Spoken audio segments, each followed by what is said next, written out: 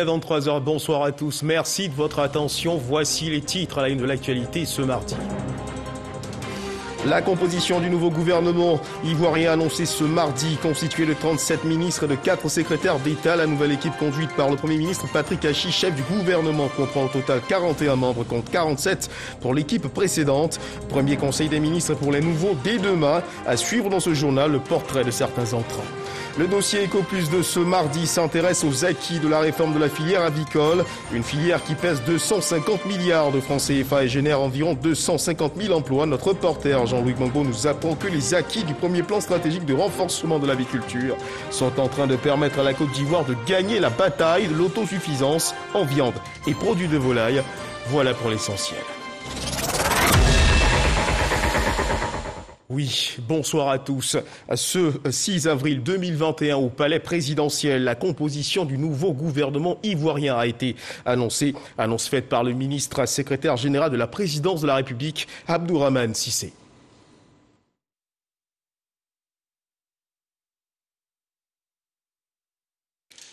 Le président de la République, son Excellence M. Alassane Ouattara, a procédé ce mardi 6 avril 2021 à la signature de plusieurs décrets de nomination au titre du gouvernement, de la présidence de la République et du Conseil économique, social, environnemental et culturel. Au titre du gouvernement, sur proposition du Premier ministre, chef du gouvernement, M.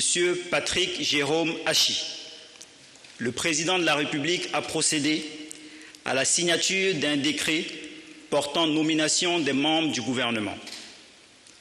Ainsi sont nommés ministre d'État, ministre des Affaires étrangères, de l'intégration africaine et de la diaspora, Madame Kandia Kamisoko Kamara, ministre d'État, ministre de la Défense, Monsieur Téné Birahima Ouattara, ministre d'État, ministre de l'Agriculture et du Développement rural, Monsieur Kobenan Kwasi Adjoumani, garde des Sceaux, ministre de la Justice et des Droits de l'Homme, Monsieur Jean Sansan Kambilé, ministre de l'Intérieur et de la Sécurité, Général Vagondo Diomandé, ministre des Eaux et Forêts, Monsieur Alain Richard Donwayi, ministre du Plan et du Développement, Madame Nialé Kaba, ministre des Transports, Monsieur Amadou Koné, ministre de l'Économie et des Finances, Monsieur Adama Koulibaly, ministre de la Fonction publique et de la modernisation de l'administration, Madame Anne Désirée Ouloto, ministre de la Construction, du Logement et de l'Urbanisme, Monsieur Bruno Nabagné Koné, ministre du Budget et du Portefeuille de l'État, Monsieur Moussa Sanogo, ministre de l'Hydraulique, Monsieur Laurent Tchagba, ministre de l'Équipement et de l'Entretien routier, Monsieur Amédé Kofi Kwaku, ministre de l'Éducation nationale et de l'Alphabétisation, Madame Mariatou Koné, ministre de la Réconciliation et de la Cohésion nationale, Monsieur Bertin Kouadio Konan, ministre du Commerce et de l'Industrie, Monsieur Souleymane Diarasouba, ministre de la Promotion des Sports et du Développement de l'économie sportive, Monsieur Paulin Claude Danhaut, ministre de la Communication, des Médias et de la Francophonie, porte-parole du gouvernement, Monsieur Amadou Koulibaly, ministre de la Promotion de la Jeunesse, de l'Insertion professionnelle et du Service civique, porte-parole adjoint du gouvernement, Monsieur Mamadou Touré, ministre de la Promotion de l'Investissement et du Développement du secteur privé, Monsieur Emmanuel Esmel Essis, ministre de la promotion des PME, de l'artisanat et de la transformation du secteur informel, Monsieur Félix Anoblé, ministre des Ressources animales et halieutiques, Monsieur Sidi Tiemoko Touré, ministre du Tourisme et des Loisirs, Monsieur Siandou Fofana, ministre de la promotion de la bonne gouvernance, du renforcement des capacités et de la lutte contre la corruption, Monsieur Epiphane Zorobi Balo, ministre de l'économie numérique, des télécommunications et de l'innovation, Monsieur Roger Félix Adom, ministre de l'enseignement supérieur et de la recherche scientifique, Monsieur Adama Diawara, ministre de la Santé, de l'Hygiène publique et de la couverture maladie universelle, Monsieur Pierre Demba, ministre des Mines, du Pétrole et de l'Énergie, Monsieur Thomas Camara, ministre de l'Assainissement et de la Salubrité, Monsieur Bouaké Fofana, ministre de la Solidarité et de la lutte contre la pauvreté, Madame Miss Belmond Dogo, ministre de l'Emploi et de la Protection sociale, Monsieur Adama Camara, ministre de la Femme, de la Famille et de l'Enfant, Madame Nasseneba Touré, ministre de l'Enseignement technique, de la formation professionnelle et de l'apprentissage, Monsieur Kofin Guessan, ministre de la Culture et de l'Industrie des Arts et du Spectacle, Madame Arlette Badou Nguessan Kwame, ministre de l'Environnement et du Développement durable, Monsieur Jean-Luc Assis, ministre délégué auprès du ministre d'État, ministre des Affaires étrangères, de l'intégration africaine et de la diaspora, chargé de l'intégration africaine, Monsieur Alcide Djedje, secrétariat d'État, secrétaire d'État auprès du ministre de la Construction, du Logement et de l'Urbanisme, chargé du logement social, Monsieur Nguessan Lataï Kofi, secrétaire d'État auprès du ministre de la Fonction publique et de la modernisation de l'administration, chargé de la modernisation de l'administration, Monsieur Brice Kwame Kwasi, secrétaire d'État auprès du ministre des Transports, chargé des Affaires maritimes, Monsieur Célestin Serré Do, secrétaire d'État auprès du ministre de l'Emploi et de la Protection sociale, chargé de la protection sociale, Madame Clarisse Kayo Maï. Le premier Conseil des ministres du nouveau gouvernement se tiendra le mercredi 7 avril à 11 h au Palais de la Présidence de la République. Au titre de la Présidence de la République, suite à la nomination, le lundi 29 mars 2021, de M. Abdourahmane Cissé, en qualité de ministre secrétaire général de la Présidence de la République, le Président de la République, son Excellence M. Alassane Ouattara, a procédé à la signature d'un décret portant nomination de ministres à la Présidence de la République.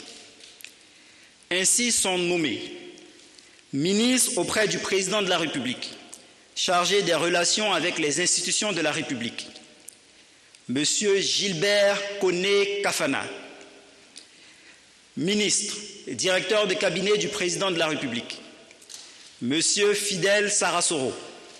Ce décret abroge les décrets portant nomination du ministre d'État, secrétaire général de la Présidence de la République et des autres ministres à la Présidence de la République. Au titre du Conseil économique, social, environnemental et culturel, le Président de la République, son Excellence M. Alassane Ouattara, a procédé à la signature de 2 décrets. Le premier décret porte nomination de M. Eugène Aka Awele en qualité de membre du Conseil économique, social, environnemental et culturel. Au terme du deuxième décret, M. Eugène Aka Awele est nommé président du Conseil économique, social, environnementale et culturelle. Fait à Abidjan le mardi 6 avril 2021. Je vous remercie. Voilà, à l'instant, le ministre secrétaire général de la présidence de la République, Abdourahmane Cissé, conduite par le Premier ministre Patrick Hachi. La nouvelle équipe gouvernementale est composée de 41 membres, soit 37 ministres et 4 secrétaires d'État. Ce qu'il faut également savoir, c'est que Alexis Ouattara a travaillé sur l'architecture de ce nouveau gouvernement qu'elle vous présente. Le nouveau chef du gouvernement, Patrick Hachi, a désormais son équipe pour dérouler l'action gouvernementale. La liste des 37 membres a été rendue publique ce mardi avec de nouveaux visages peu connus du grand public qui font leur entrée en scène, à l'exemple de Arlette Badou Merdara qui récupère le portefeuille de la culture. Pierre Damba, la santé, Thomas Camara, les mines, Bouaké Fofana, la salubrité, Adama Camara, l'emploi, Jean-Luc Assis, l'environnement, Alcide Djedje, l'intégration, Amadou Koulibaly, la communication. Avec eux, 3 ministres d'État, Kandia Camara au rang de ministre d'État, ministre des Affaires étrangères et de l'intégration africaine, Kobenan Kwasi Adjoumani, ministre d'État, ministre de l'Agriculture et du Développement rural, Téné Birahima Ouattara, ministre d'État, ministre de la Défense. Au compteur, 8 femmes, un clin d'œil au genre, avec en tête de file Nasseneba Touré au ministère de la Femme. 2 nouveaux secrétaires d'État. Clarisse Maï, secrétaire d'État aux affaires sociales, et Célestin Serido, chargé des affaires maritimes. Il y a ceux dont les fonctions sont affermies, à l'exemple du secrétaire d'État Epiphane Zoro, qui porte désormais le costume plein de ministre de la bonne gouvernance.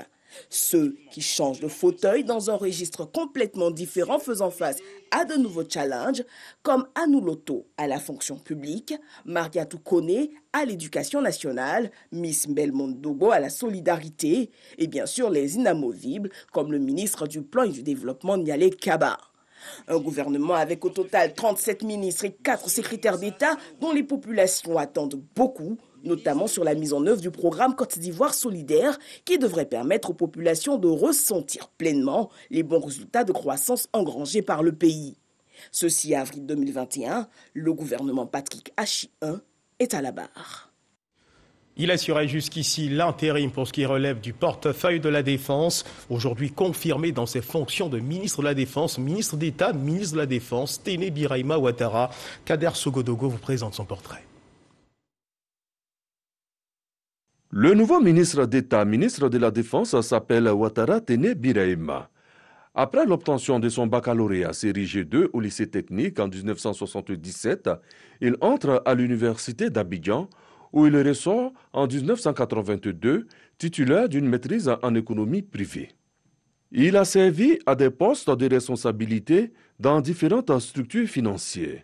Il débute sa carrière professionnelle à la Société Générale de Banque en Côte d'Ivoire, où il occupera des fonctions d'encadrement de 1982 à 1992, soit 10 années. De 1992 à 1999, il est le délégué général de la Banque Atlantique de Côte d'Ivoire. Après 3 années comme directeur général de la Société de négoce et de gestion, il quitte la Côte d'Ivoire en 2003 pour le Gabon, où il va résider jusqu'en 2011 en tant qu'administrateur directeur général de l'Institut international pour l'Afrique. En mai 2011, Téné Birahima Ouattara est nommé directeur des affaires administratives et financières de la présidence de la République de Côte d'Ivoire. De mars 2012 à ce jour, il a été ministre des Affaires présidentielles de la République de Côte d'Ivoire. Dans le Tchologo, celui qu'on appelle affectueusement TBO a été député maire de Kong et est l'actuel président du conseil régional. Au niveau des distinctions, Téné Birahima Ouattara est commandeur de l'Ordre national de la République de Côte d'Ivoire, commandeur de la Légion d'honneur de la République française. Il est également docteur honoris causa de l'Université internationale d'Agadir, Universiapolis. Le nouveau ministre d'État, ministre de la Défense, est marié et père de 2 enfants. Il est âgé de 65 ans. Et on reste dans le ton des portraits des nouveaux entrants au gouvernement. Le nouveau ministre de l'Assainissement et de la Salubrité se nomme Bouaké Fofana. Qui est l'homme? Son parcours avec Mahama Traoré. Marié et père de 3 enfants, Bouaké Fofana est le nouveau ministre de l'Assainissement et de la Salubrité. Il est titulaire d'un diplôme en expertise comptable et de plusieurs certificats en gestion d'entreprise. Après plus de 2 décennies passées dans le secteur privé, Bouaké Fofana est appelé en janvier 2003 par l'État ivoirien pour diriger l'agence de gestion des routes, AGERoutes, structure qu'il quittera en juillet 2017 pour occuper les fonctions de directeur général de la SICOGI, la Société ivoirienne de construction et de gestion immobilière. En plus d'avoir réussi la mise en œuvre du plan de restructuration de cette entreprise publique, il lance de nouveaux projets immobiliers dans le cadre du programme présidentiel des logements sociaux. Bouaké Fofana est aussi acteur de développement local sous la casquette de président du conseil régional du Ouorodougou. Un commentaire signé Mahama Traoré. Une autre entrée dans ce nouveau gouvernement, celui de Pierre Demba, à la tête du ministère de la Santé, de l'Hygiène publique et de la couverture maladie universelle. On retrouve Mahama Traoré. Pierre Ngou Demba, un nom bien connu dans le secteur des infrastructures routières en Côte d'Ivoire. Né le 27 avril 1965, le nouveau ministre de la Santé, de l'Hygiène publique et de la couverture maladie universelle est un pur produit de l'école ivoirienne. Après un bac C obtenu au lycée moderne d'Agboville, Pierre Demba décroche un diplôme d'ingénieur en génie civil à l'école normale supérieure des travaux publics de Yamoussoukro en 1990. Il va ensuite se spécialiser en infrastructures de transport, en gestion de projets internationaux, en développement urbain et en décentralisation. Qualification qui va lui valoir un poste de chargé d'études au Bénet et des postes de responsabilité les années qui suivront. Coordonnateur du programme d'amélioration des quartiers sous-équipés en 1997, chef de la mission d'appui à la conduite d'opérations municipales en 2003, coordonnateur du projet d'urgence d'infrastructures urbaines en 2008 et du projet de renaissance des infrastructures de Côte d'Ivoire en 2013. En août 2017, Pierre Demba est nommé directeur général de l'agence de gestion des routes, AGERoutes, poste qu'il occupait jusqu'à sa nomination ce mardi 6 avril comme ministre de la Santé. Il revient désormais à l'actuel président du conseil régional de l'Agnébitiassa de coordonner l'ensemble des actions de lutte contre la Covid-19. Et une autre personnalité signe son entrée au gouvernement. Il s'agit de Kofi Nguessan, ex-directeur de l'INPHB de Yamoussoukro, désormais ministre de l'enseignement technique, de la formation professionnelle et de l'apprentissage. Son parcours avec Kader Sogodougou. Le premier gouvernement de l'Ain Patrick Hachi Jérôme a été dévoilé ce mardi 6 avril 2021. Le ministère de l'enseignement technique, de la formation professionnelle et de l'apprentissage enregistre l'arrivée de Dr Kofi Nguessan. Titulaire d'un doctorat de 3e cycle de démographie et maître assistant des universités, il a été de 1995 à 2015 le directeur de l'École nationale supérieure des statistiques et d'économie appliquée, NCA d'Abidjan. Depuis 2011, à ce jour, il est le directeur général de l'Institut national polytechnique Félix Houphouët-Boigny, INPHB de Yamoussoukro. C'est d'ailleurs sous son impulsion que cette école, aujourd'hui de renommée mondiale, a fait sa mue. Du cadre de formation jusqu'au contenu des formations, Dr Kofi Nguessan a révolutionné l'INPHB. Il en a fait une fierté nationale de renommée mondiale. Au titre des distinctions, Dr Kofi Nguessan est commandeur de l'Ordre de l'Éducation nationale, Dr honoris causa du Conservatoire national des arts et métiers de Paris. Il est également affilié à une dizaine d'organisations professionnelles dont le réseau d'excellence des sciences de l'ingénieur de la francophonie, dont il a assuré la présidence de 2018 à 2020.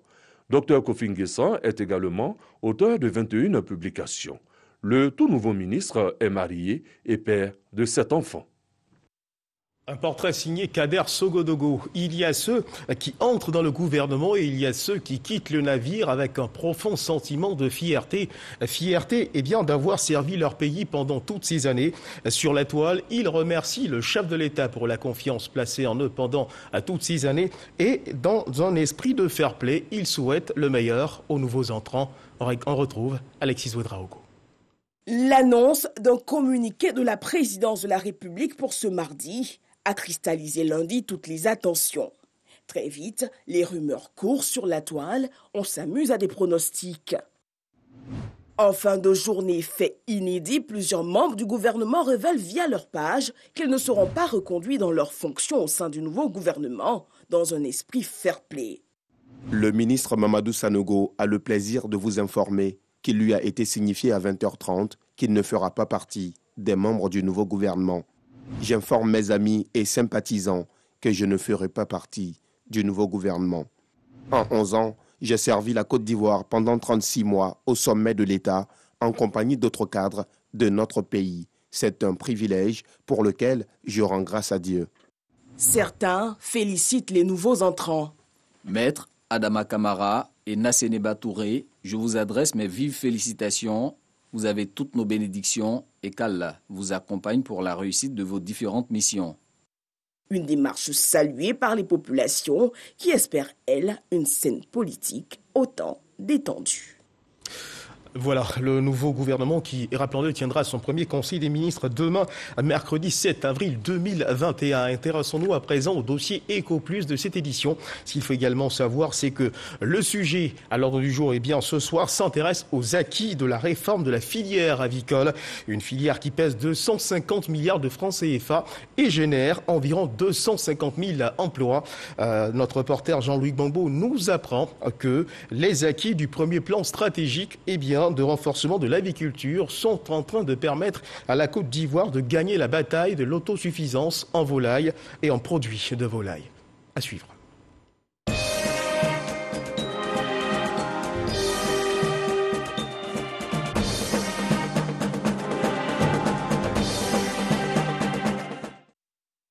Pour répondre aux besoins de plus en plus croissants des populations en protéines animales, la Côte d'Ivoire a initié dès les années 60 divers programmes de développement des ressources animales. Pour le secteur avicole, les premiers programmes ont porté essentiellement sur la création de centres d'élevage avicole dans certaines villes du pays, avec pour objectif d'assurer l'encadrement technique des opérateurs et leur approvisionnement en intrants. C'est le point de départ de l'aviculture moderne en Côte d'Ivoire.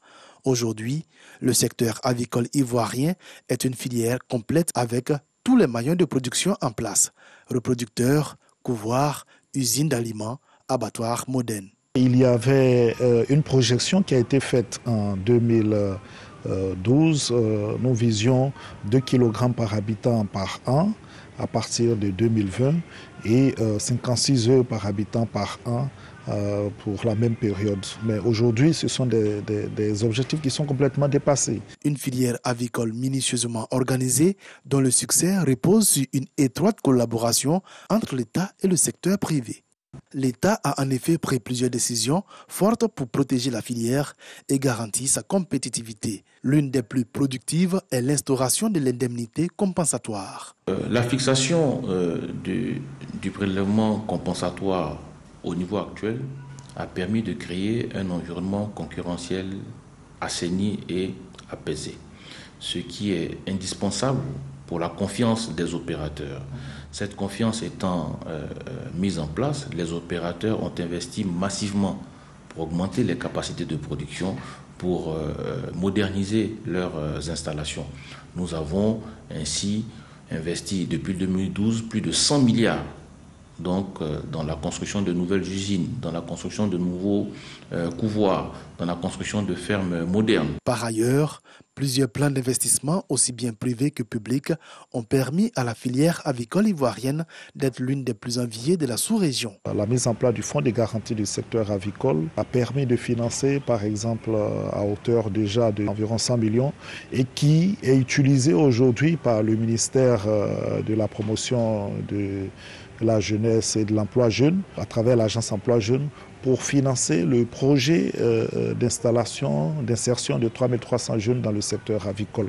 Et là encore, nous sommes sur un financement qui est à presque 1 milliard, avec des mobilisations déjà réussies de plus de 600 millions. Notons que la filière avicole réalise un chiffre d'affaires annuel de plus de 40 milliards de francs CFA. La production de viande de volaille est passée de 18 000 tonnes en 2011, soit 0,90 kg par habitant et par an, à 56 000 tonnes en 2018. En parallèle, la production d'œufs a doublé avec une consommation d'œufs par habitant à 67 œufs par an.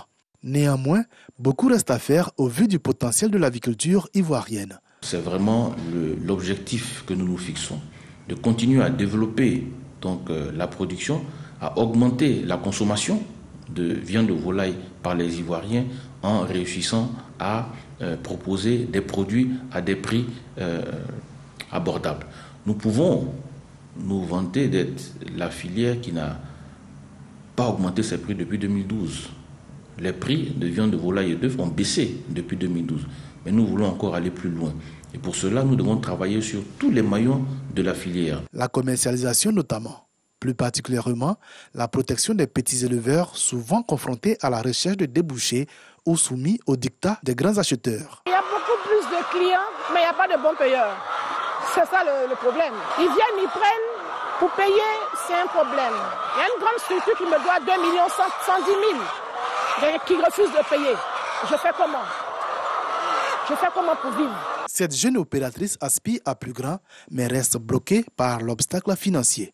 On veut fabriquer l'aliment ici pour les sujets que nous avons et puis peut-être vendre aussi à d'autres fermes. Les clients, s'ils peuvent quand même nous aider à payer régulièrement leur crédit, ça va beaucoup nous soulager, ça va nous arranger à pouvoir terminer le bâtiment. La Côte d'Ivoire dispose d'un marché important et protégé où la consommation de volaille par habitant augmente. Mais le pays reste tout de même très loin des standards mondiaux. C'est pourquoi un second plan stratégique de relance de l'aviculture est envisagé. Bonne continuation à la filière avicole. Le week-end pascal s'est achevé hier, lundi, mais regardons ensemble dans le rétroviseur pour savoir comment certaines communautés ont célébré ce week-end. Dans le village de Moronou, à l'occasion, on a festoyé, chanté et dansé. Invité à cette célébration de la Paquinou dans ce village, le ministre de la Réconciliation nationale, Kouadio Konan-Bertin, qui a prêché aux populations le vivre ensemble. Eugène Atoubé. La cour de l'école primaire publique de Moronou était le lieu de convergence des populations. Jeunes, adultes, filles et garçons de tous âges, comme attirés par la magie de Pâques. Sur place, le spectacle valait son pesant d'or. Au niveau de la mutuelle, nous avons nos enfants qui sont eux aussi organisés en association. Leur association forme l'unité. Il s'appelle Etikou. Etikou a sa deuxième édition d'organisation de Paquinou. Et c'est Ekmetin, amusons-nous. Nous sommes unis, nous sommes frères, nous sommes sœurs, amusons-nous, mais marchons vers le développement de notre village. Et cerise sur le gâteau, la présence du ministre de la Réconciliation nationale, Kouadio Konan-Bertin, invité spécial de la mutuelle de développement de Moronou. Nous avons besoin de faire avancer nos villages. Nous avons besoin de faire avancer notre pays. Quand les villages avancent, la Côte d'Ivoire avance. Ansindolo. Bamba, bamba, e gongo, lo.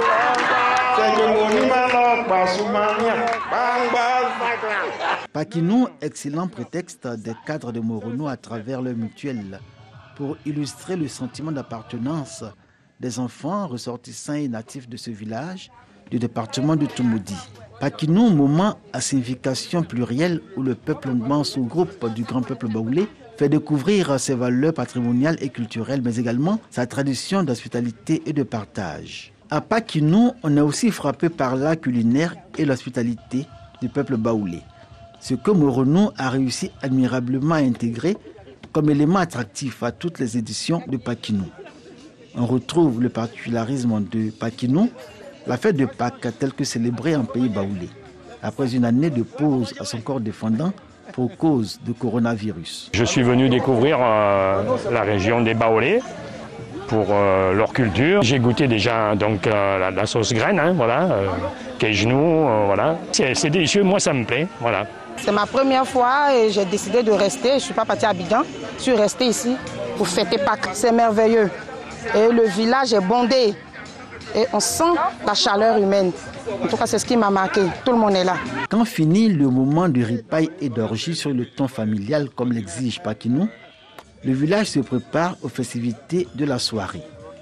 Moment de relâchement et de défoulement de tous les Paquinoufois, au cours duquel il y a parfois de la démesure, des excès et beaucoup d'histoires. Sans doute le charme de ce moment particulier, auquel pour cette année 2021, la mutuelle de Moronou a ajouté à ces festivités un volet éducatif. les années à venir, nous allons choisir des thématiques dans le domaine de la santé, dans le domaine de l'éducation, dans le domaine social, pour appeler toujours l'attention de nos parents, pour les amener donc à faire des choses qui sont bien pour notre village et pour la Côte d'Ivoire.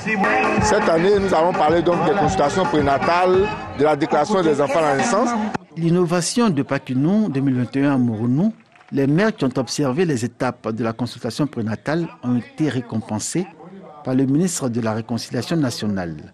Les sportifs aussi, à l'issue d'un tournoi de football démarré avant Pâques.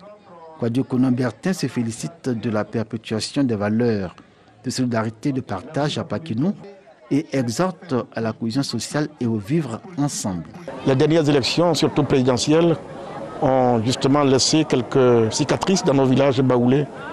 Donc ce vieux baoulé a besoin de se relever, de reconstruire son unité, la paix entre ses enfants, pour que tous et aussi puissent regarder ensemble la question donc, du développement.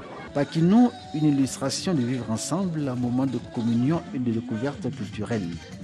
Moronou a donné à voir toutes ces valeurs. Et ceux qui vivent cet instant pour la première fois en garderont certainement un beau et long souvenir. Voilà, belle ambiance donc pour les Pakinoufois. Chanter, danser et festoyer, c'est intéressant, mais il faut surtout prier pour la Côte d'Ivoire afin que Dieu ait sa main sur le pays.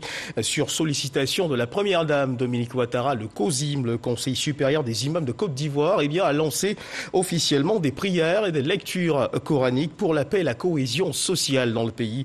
L'activité spirituelle se déroulera dans les 10 communes du district d'Abidjan et à l'intérieur du pays. C'est ce que nous rapporte Jean-Marc.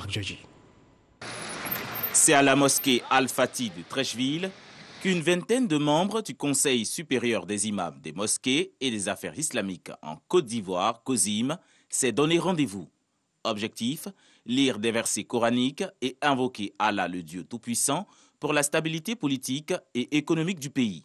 Les récents événements tristes qui ont marqué la nation ont interpellé la première dame Dominique Ouattara, d'où cette initiative du COSIM. Elle a demandé aux imams de prier, mais pas seulement aux imams, aux autres guides religieux aussi, de prier, parce que la Côte d'Ivoire, depuis quelque temps, est durement éprouvée. Il y a eu des décès connus et inconnus. La Covid fait un retour un peu en force et d'autres épreuves. Les imams ont aussi prié pour la bonne conduite de l'action gouvernementale. Nous prions pour la Côte d'Ivoire, pour tous les Ivoiriens, pour aussi les autorités, à leur tête le président de la République.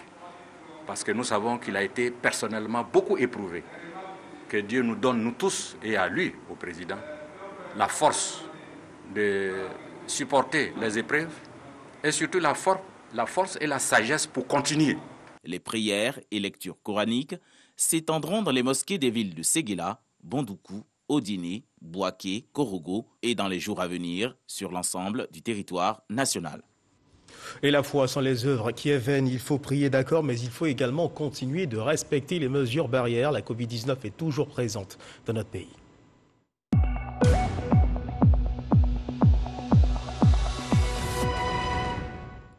Le ministère de la Santé et de l'Hygiène publique a enregistré ce mardi 6 avril 2021 13 nouveaux cas de Covid-19, 692 guéris et 0 décès. À la date du 6 avril 2021, la Côte d'Ivoire, notre pays, compte donc 44 854 cas confirmés, dont 43 130 personnes guéries, 256 décès et 1468 cas actifs. Le nombre total de personnes vaccinées à ce jour contre la Covid-19 est de 49 498 personnes. Dans la qualité internationale au Congo, ce qu'il faut également savoir, c'est que la Cour constitutionnelle a validé ce mardi 6 avril l'élection de Denis Sassou Nguesso au scrutin du 21 mars dernier. Il a recueilli 48,40% de suffrages au lieu de 48,57% de voix selon les résultats provisoires que la Cour a légèrement modifiés après avoir rejeté les recours en annulation de 3 opposants. Et juste avant de refermer les pages de cette édition, rappelons que le nouveau gouvernement ivoirien est connu depuis ce mardi 6 avril, constitué de 37 ministres et de 4 secrétaires d'État. L'équipe conduite par le Premier ministre Patrick Achi comprend au total 41 membres. Cette équipe gouvernementale tiendra demain, mercredi 7 avril 2021, son premier conseil des ministres. Sur ce, bonne soirée Dieu garde la Côte d'Ivoire.